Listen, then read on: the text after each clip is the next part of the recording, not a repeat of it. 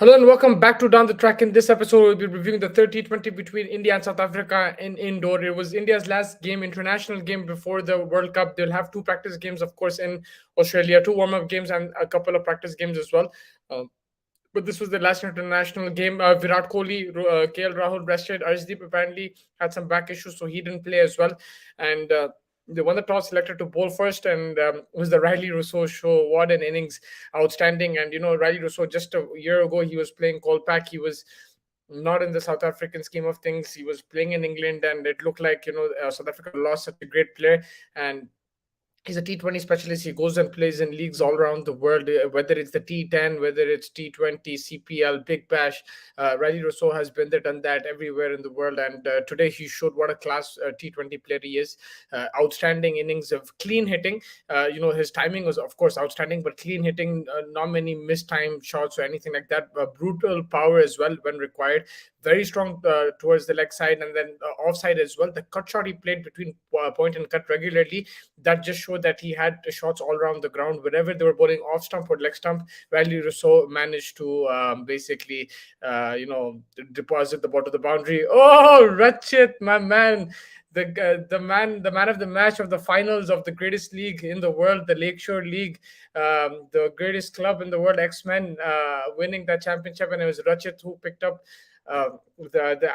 4 wickets in that final. So Rachit, thank you so much for joining me. It's a pleasure to have such big players join us and ask their questions and comment on the stream. So thank you so much, Bhai Jan. लेकिन कैसे हैं आप सब ठीक ठाक? Hope everything is good.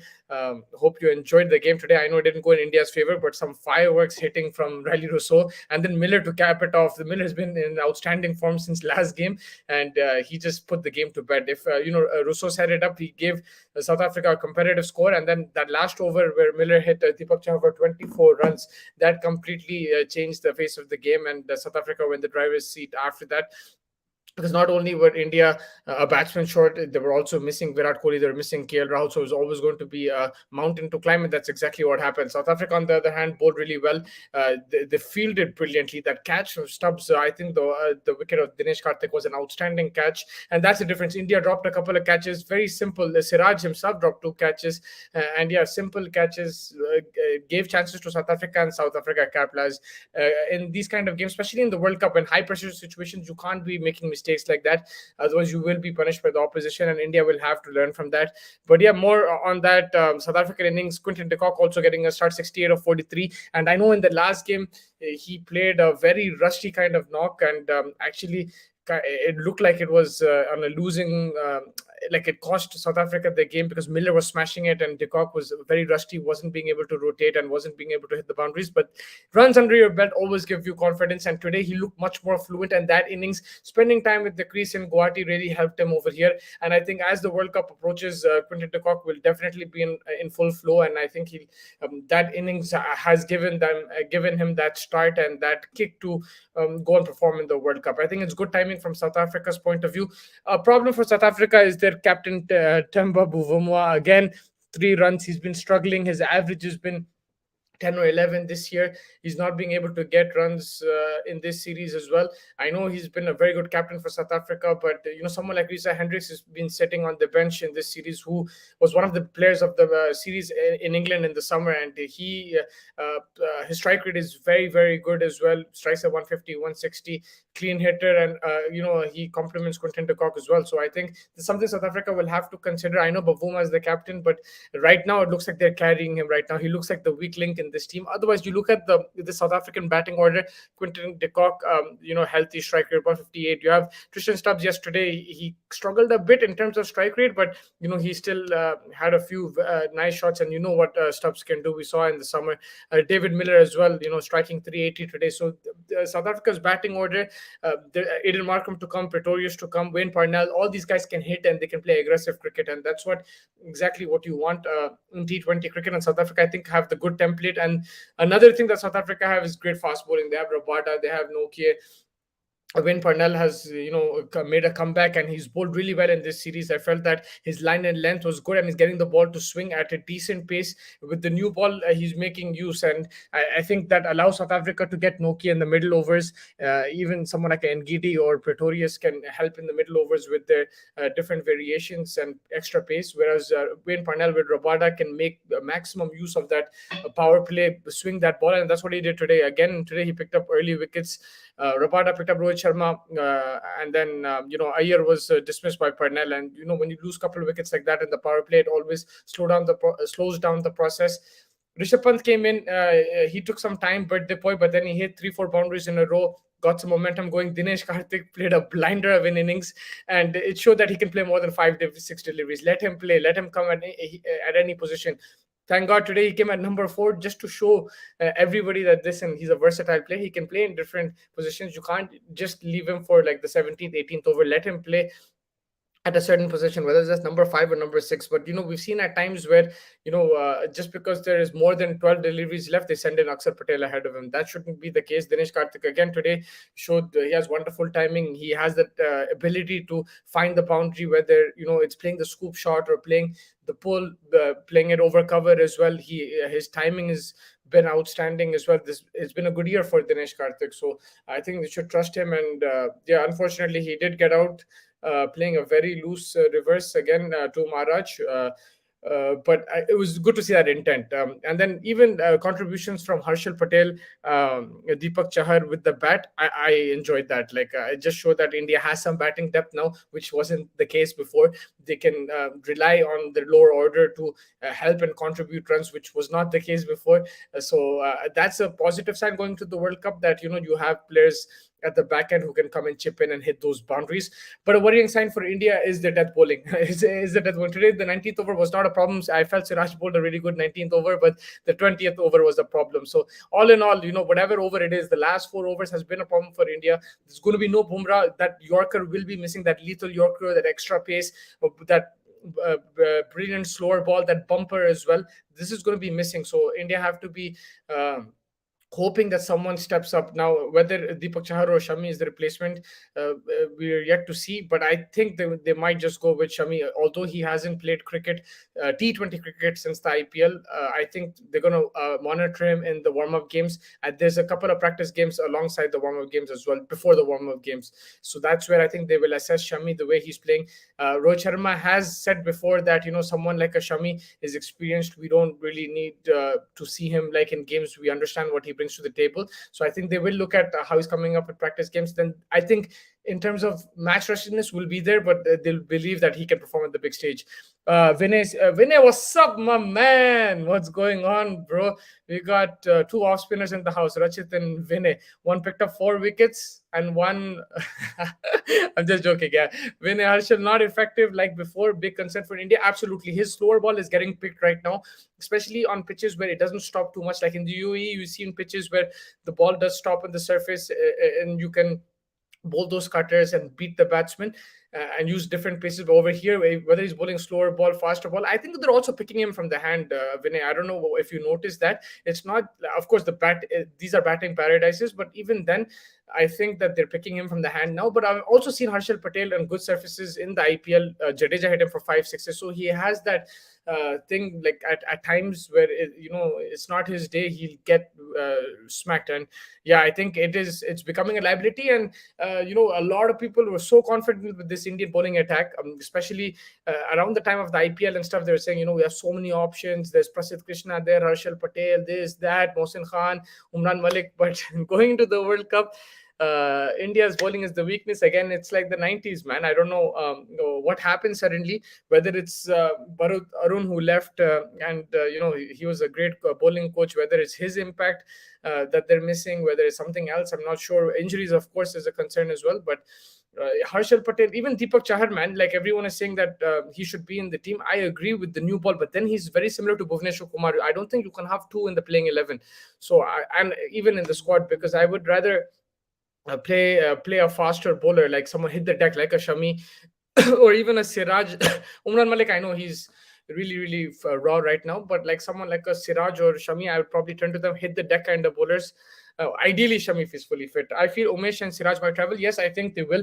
Winning also Umesh. The surprising thing is that he's not fully fit. He needs to go for surgery, and he delayed it for the Australia series. They thought Shami will come back for the South Africa series. It didn't happen, so they continued to play Umesh. Then they called Siraj back from England, and yeah, I think Siraj will travel after the South Africa series. Right now, we know as net bowlers, Kuldeep Sen is going, Chetan Sarkaria is going, and Umran Malik, they're going as net bowlers. We know Shami is going and Deepak Chahar are going as the backup, but one of them will be in the squad because Bumrah is not playing. Ideally, if it's a fully fit and full informed Shami, then I think I would go with Shami. But again, I don't know how he's been. He's suffered from COVID as well. I haven't seen him play in T20 since the IPL. We don't know what his form is, what type of lengths and lines he's bowling.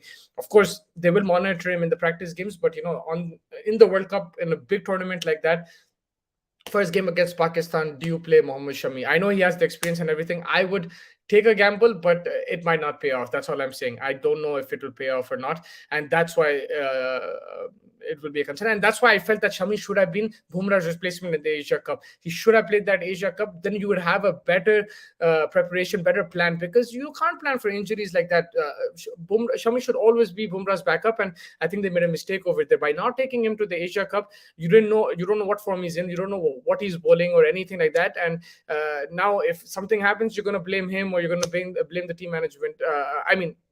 You're going to blame someone or the other. So I think that's where they got it wrong. Rahul Dravid and Rohit Sharma, you should have, even the selectors, you should have kept Shami as the replacement in Dubai. And because he had a bad World Cup last time, but now you're needing him because you don't know what's going to happen, who's going to get injured or thing. But now I'm sure they want Shami to play. Also, Chahar gives you batting depth. Shami hasn't played for way too long.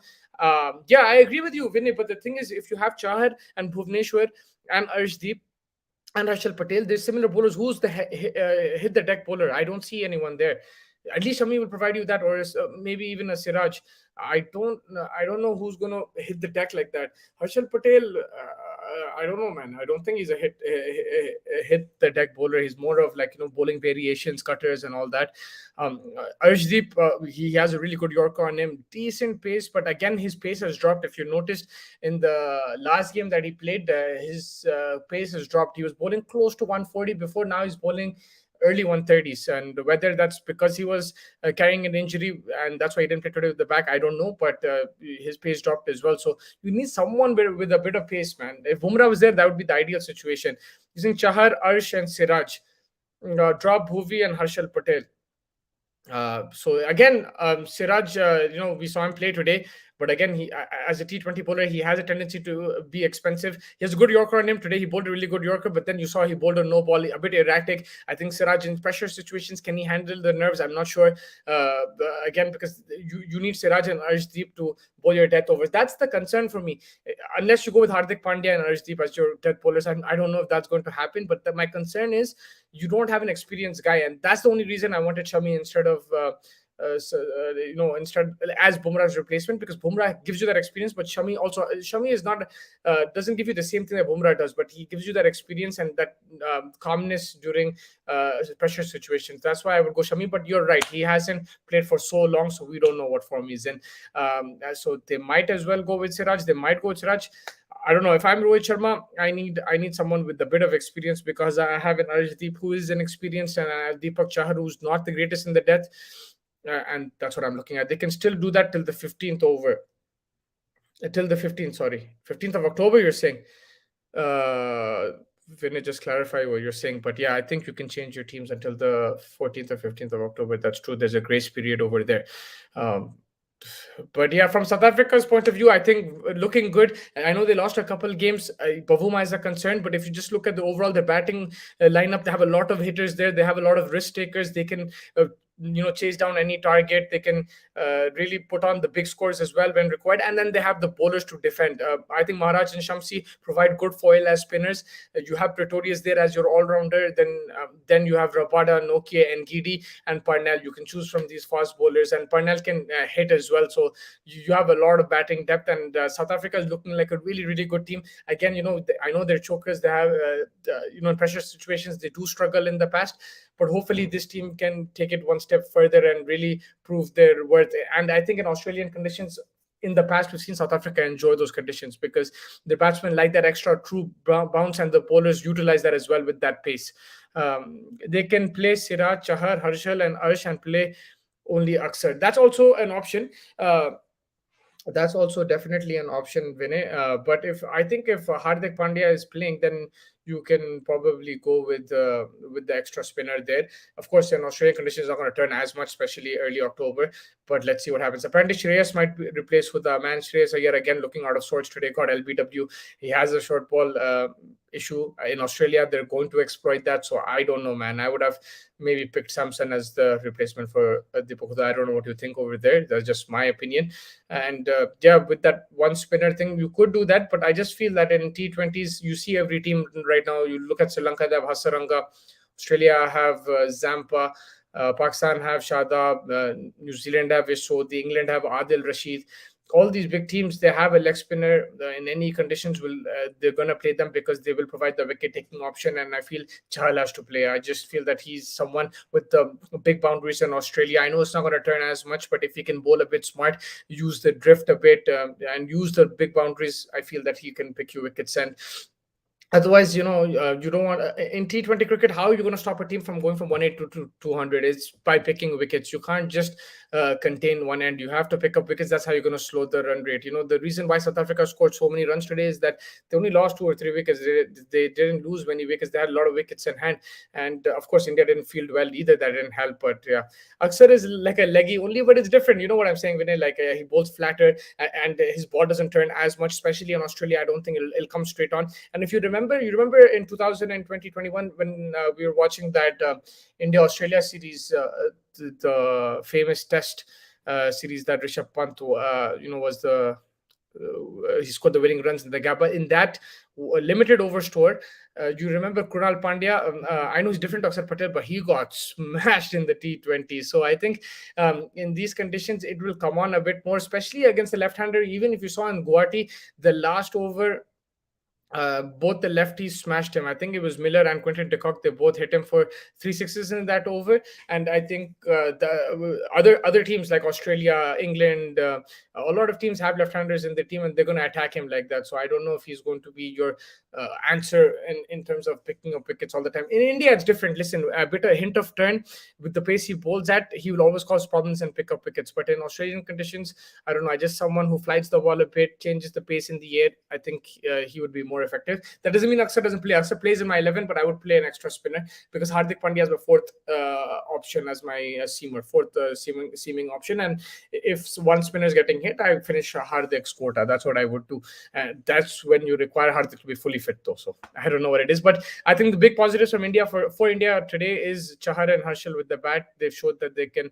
If you play them, they will provide something with the bat. And of course, they're not Hardik Pandya level as a batsman, but like they can definitely chip in with some boundaries and some important runs down the order. And that will give some breathing space to the top order. They won't be too reliant and too cautious in their approach, and that will give them confidence. But let's see what happens. I think pretty much wraps up today's show. If you guys have any last questions, let me know. But I think this series is wrapped up. Of course, there's a one-day series that is India's younger team is going to play. Shikhar Dhawan is leading that, but then it's basically there's the players who are not going to the World Cup. They are going to be playing that series. You'll see Kuldeep Yadav in action. You'll see Tripathi in action. Sanju Samson in action.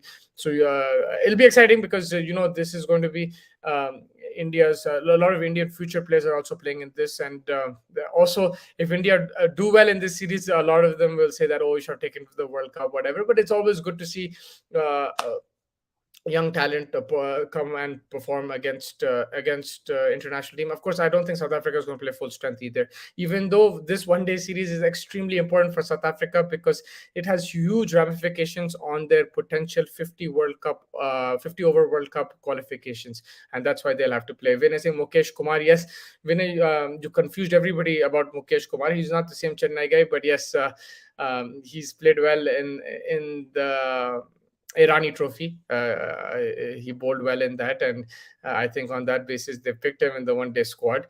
So it'll be interesting to see how he performs. I'm very interested to see how Sanju Samson performs as well, because there's a lot of backing in India right now. Sanju Samson. It's not just in Kerala. All over India, there's a huge Sanju Samson following.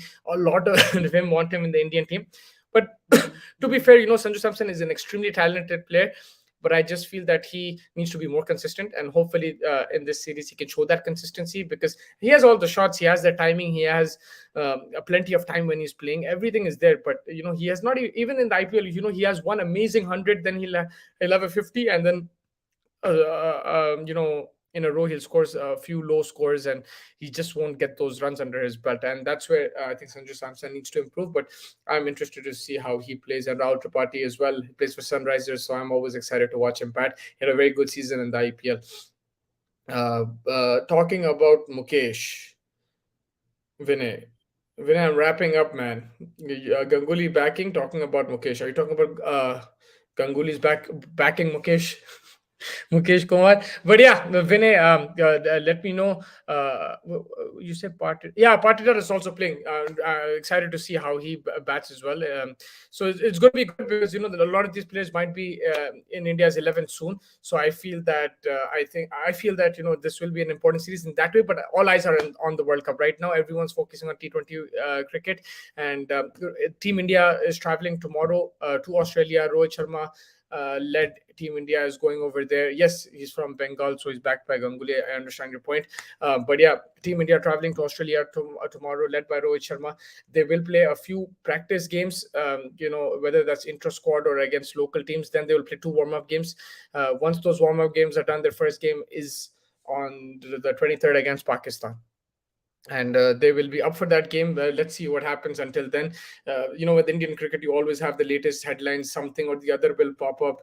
But hopefully, there's no more injuries. There's no more any issues to the players. Hopefully, they're all fit and ready to go, this 15-member squad. And I think the one thing that you'll wait for is who the replacement for Bumrah will be. But once that is done, you'll have a better of idea what the 11 will be. We can't really choose the 11 without knowing who Bumrah's replacement is. Vinay Singh, what about Het Meyer? He missed his flight, bro, to Australia, and then they, instead of booking him another flight, they told Shamar Brooks to go. So I think there's something there. I need to find out. I need to read about this. There's an article on Cricinfo.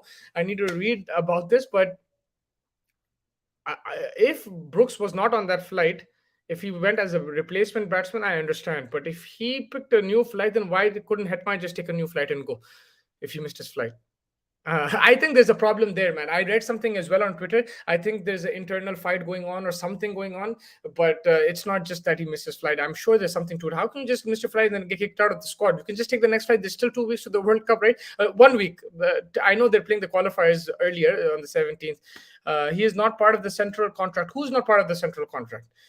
Because I know that they're playing the qualifiers which start on the 17th, so they have to go earlier. I understand that, but it's 1 day. He can take another flight and go. Like, I know West Indies is far from Australia, but I think there's something in this that we have to investigate and we have to find out, because how can you just miss your flight and then say that like he's out of the squad? Like, okay, take the next flight, man. Hetman is an important player, he's an experienced player. He's played in the last World Cup as well.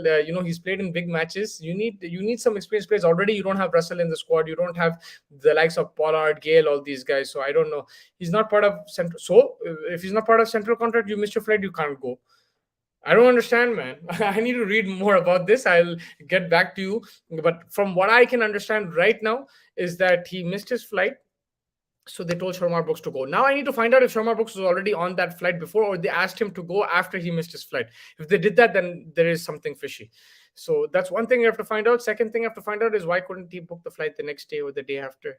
That's another thing that we need to find out. It is funny. It's a different situation, but it's concerning for West Indies. He's an experienced player. I know he's not been in the greatest of forms, but this man has played T20 cricket all over the world. He's played in the IPL. He's played for the West Indies in big matches, in World Cups itself. So yeah, I don't know what it is. Yeah, internal rifts, man. I think that's what it is. It has to be that, asking him to go after there has to be some issue. There has to be some rift or something going on, whether that's with the management, with the coach, with the Puran, the captain. I'm not sure, but there has to be something to it. And yeah, let's talk about it more. But everyone's watching. I would also recommend you guys to read a article on Cricket Info. I read it today. It came out today. It's basically called Batters versus Hitters, and it just talks about the approach of T20 batting and how teams and certain players, they approach T20 in a different way, and proper batsmen approach it in a different way, and they just try to look at the positives and negatives of each approach. And it's a very good article. It's on Cricket Info. Brooks honestly had an amazing CPL. He scored a 50 in the final, and he scored a magnificent 100 in the qualifier too.